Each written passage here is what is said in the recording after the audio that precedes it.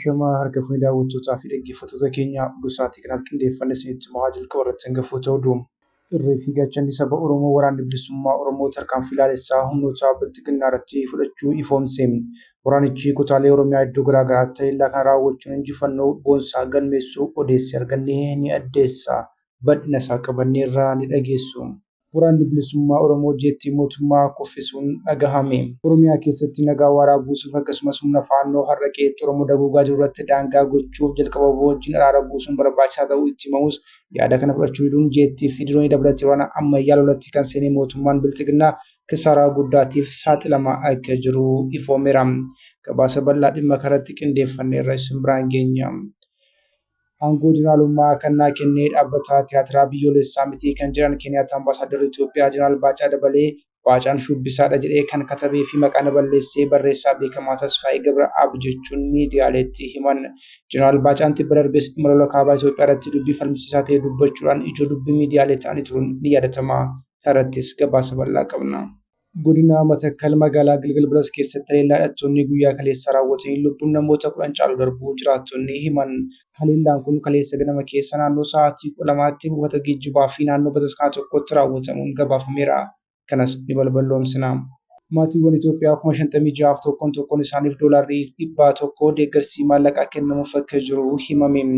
Elniinoon Itoophiyaa keessatti namoota miliyoona 4.6 irratti dhiibbaa uumuuf akka jiruu fi balaa kanaaf deebii kennuuf doolaara Ameerikaa miliyoona 50 akka barbaachisu FAO'n ibse. Kanarrattis gabaasa bal'aa qabna. Pireezidaantiin Ameerikaa Doonaald Tiraamp sodaa haleellaa Iraan irraa kan ka'e konkolaataa nyaataa deddeebisuu keessaa dhokatanii turuun xiyyaara jijjiirrachuu isaanii amanan. Taateen kun kan mudate ji'a darbee yeroo yaa'iin neetoo Tarkiitti gaggeeffame irratti akka ture himameera.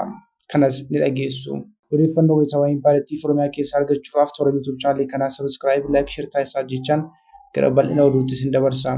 Irree fi gaachanni saba Oromoo waraanni bilisummaa Oromoo tarkaanfii ilaalessaa humnoota bilxiginnaa irratti fudhachuu ifoomse. Waraanichi kutaalee Oromiyaa iddoo garaa garaatti haleellaa kan raawwachuun injifannoo culuqaa galmeessuu odeessi argannee ni addeessa. Haala kanaan waraanni bilisummaa Oromoo zooniin kibba bahaa Oromiyaa godina Arsii bahaa aanaa Seeruu Abbaas gandaa Sa'aadaatii iddoo addaa Laga Dibbee jedhamutti tarkaanfii ilaalessaa gaafa hagayyaa 10 bara 2026 loltoota bilxiginnaa 5 battalatti ajjeesuun 3 ammoo madoo damdammii hin qabneen adabeera. Godinuma kana aanaa Gunaa ganda Andaallee Abbaa Jamaa iddoo addaa Abbaasuu jedhamuttis tarkaanfii wal fakkaataa fudhachuun loltoota sirnichaa hedduu du'aa fi madoon adabuun injifannoo culuqaa galmeesseera.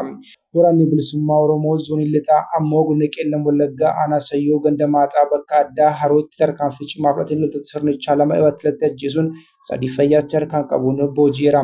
Gama meeshaatiin ammoo qawwee akaama 5 fi rasaasa hedduu irraa eeggachuun dantaa qabsoo bilisummaa Oromootiif galee taasiseera. Irree fi gaachanni saba Oromoo waraanni bilisummaa Oromoo zooniin bahaa godina Harargee lixaa aanaa Habroo Addaa Hundee Dhaabaa magaalaa Daraartuu jedhamtu keessatti tarkaanfii ilaalessaa fudhatee tureen loltoota bilxiginnaa 15 battalatti ajjeesuu fi 20 madeessuu dheengadda gabaasuun keenya ni yaadatama. Waraanni bilisummaa Oromoo jeettii mootummaa dhahee kuffisuun dhagahame. Oromiyaa keessatti nagaa buusuu fi akkasumas humna faannoo harraqeetti Oromoo dagoogaa jirtutti daangaa gochuuf jalqaba wajjin araara buusuun barbaachisaa ta'uu itti himamus yaada kana fudhachuu diduun jeettii fi diroonii dabalatee waraana ammayyaan lolatti kan seene mootummaan bilxiginnaa kisaaraa guddaaf saaxilamaa akka jiru ifoome. Akka kanaan guyyaa kaleessaa WBO'n jeettii mootummaa rukutee kuffisuu miidiyaalee hedduun walharkaa fuudhanii gabaasaa jiru. Miidiyaan hidhataa warra kaabaa qabu Zaaraa miidiyaan guyyaa kaleessaa sa'aatii irratti jeettiin WBO'dhaan haleelamee caccabuu gabaaseera.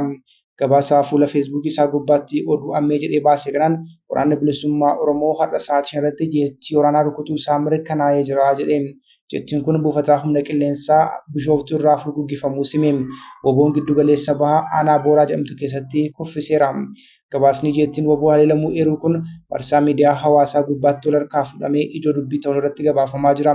Jettiin kun yeroo haleelamtu paayiletonni keessa turan 2 paaraashuutii fayyadamanii lafa dhokataa akka qubatanii fi booda keessa heelikooptarri ergamee fi achi akka miliqantu himame. Haleellaan kun humni waraana bilisummaa Oromoo sadarkaa guddaarra gahuu agarsiisa kan jedhan fayyadamtoonni miidiyaa hawaasaa hedduun suuraa sana warra fuudhuudhaan qooduu irratti argamu.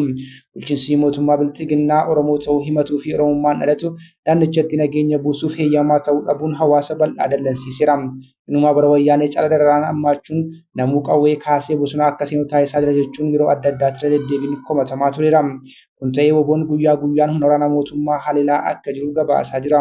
Akkasumas humna haaraa leenjisee bobbaasuu isaas irra deddeebiidhaan ibsa. Mootummaan bilxiginnaa garuu waa'ee lola WBO Oromiyaa keessatti dhiyootti ibsa kenne hin qabu. Aangoo jeneraalummaa kennaa kennee dhaabbata tiyaatiraa biyyoolessaa miti kan jiran Keeniyaatti ambaasaaddarri Itoophiyaa jeneraal Baacaa Dabalee Baacaan shubbisaadha jedhee kan katabee fi maqaan balleessee barreessaa beekamaa Tasfaayee Gabri'aab jechuun miidiyaaleetti himan. Jeneraal Baacaan tibba darbees dhimma lola kaaba Itoophiyaa irratti dubbii falmisiisaa ta'e dubbachuun isaanii ni yaadatama. Ambaasaddarichi turtii miidiyaa Addis Koompaas jedhamu wajjin taasisaniin himani lama akka irratti dhiyaachaa jiru ibsaniiru. Inni jalqabaa Baacaan shubbisaadha kan jiru yommuu ta'u, inni lammaffaa immoo booji'amaadha kan jiru akka ta'e eeraniiru. Jeneraal Baacaan yoo deebii kennan jalqaba irratti barreessaa Tasfaayee Gabri'aabtu maqa balleessin irratti raawwate malee ani shubbisaa hin turre jedhan. Haa ta'u malee viidiyoo miidiyaa hawaasummaa irratti qoodamee jiru jeneraal Baacaa Dabalee sagalee hawwataa ta'een sirbaa yaa habaaboo magaala shaggee si yaadee kottu biraan na didee jiru yeroo weellisan agarsiisa. Himannaa jeneraal Baacaan booji'amara jedhu wajjin wal qabatee deebii kan kennan ambaasaddarichi qaamni bakka kanatti yeroo kanatti isa booji'eera jedhu haa dhufu jechuun dubbataniiru. Jeneraal Baacaatti dabaluudhaanis qeeqni akka kanaa isaan irratti qofaa kan xiyyeeffate osoo hin taane sabummaa fi eenyummaa isaan irraa dhalatanii wal qabsiisee maqa balleessii tooftaan qindaa'e ta'uu addeessaniiru. Qondaalli kun torban darbe keessaa turtii addatti BBC Afaan Amaaraa waliin taasisaniin waraanni kaaba Itoophiyaa kan eegalu yoo ta'e Eertiraan biyya taatee akka ittiin fufnee fi haalli ji'oogiraafii naannichaa akka jijjiiramu himanii turuun ni yaadatama. Godina Matakkal magaalaa Galgala Biras keessatti haleellaa hidhattoonni raawwatanii namoonni 10 caalan ajjeefaman. Godina Matakkal magaalaa Galgala Biras keessatti haleellaa hidhattoonni guyyaa kaleessaa raawwatanii lubbuun namoota 10 caalan darbuu jiraattonni himaniiru. Haleellaan kun kaleessaa ganamaa naannoo sa'aatii 12tti buufata geejjibaa fi naannoo bataskaana tokkotti raawwatamuu jiraattota wabeeffachuudhaan Doochiveleen gabaaseera. Waajjirri koominikeeshinii godina Matakkal gama isaatiin haleellaan sun raawwatamuu mirkaneesseera. Waajjirichi fuula miidiyaa hawaasaa isaa gubbaatti ibsa baaseen miidhaa qaqqabee ilaalchisee bal'inaan hin ibsine. Gama hidhattoota haleellaa sana raawwataniinis wanti jedhamee hin jiru. Jiraatan magaalaa Galgala Biras maqaan isaanii akka dhahamu hin barbaanne tokko akka jiranitti hidhattoonni bakkeewwan adda addaatti meeshaa dhokaasaa turan jedhan. Meeshaan gara buufata geejjibaatti dhokaafame meeshaa garee ta'uu akka malu ibsuun haleellaa kanaan namoonni hedduun meeshaa bakka tokko dhokaafameen miidhamanii hospitaala akka jiran addeessaniiru. Hidhattoonni namoota nagaa irratti xiyyeeffachuu isaaniitiin yeroo gara magaalaatti galanis humna nageenya jala dhokachuun dubbataniiru. Jiraatan magaalaa Galgala Biras biroonis akka jedhanitti hidhattoonni kanaan dura gara magaalaatti akka dhufan toora miidiyaa hawaasaa fayyadamanii dhadhataa turaniiru jedhan. Haleellaan kaleessa ganama sa'aatii 12tti raawwatamee buufata geejjibaa malees naannoo bataskaana magaalattii keessatti argamu tokkotti haleellaa raawwachuu qaama namootaa irratti miidhaa qaqqabsiisuus ibsaniiru.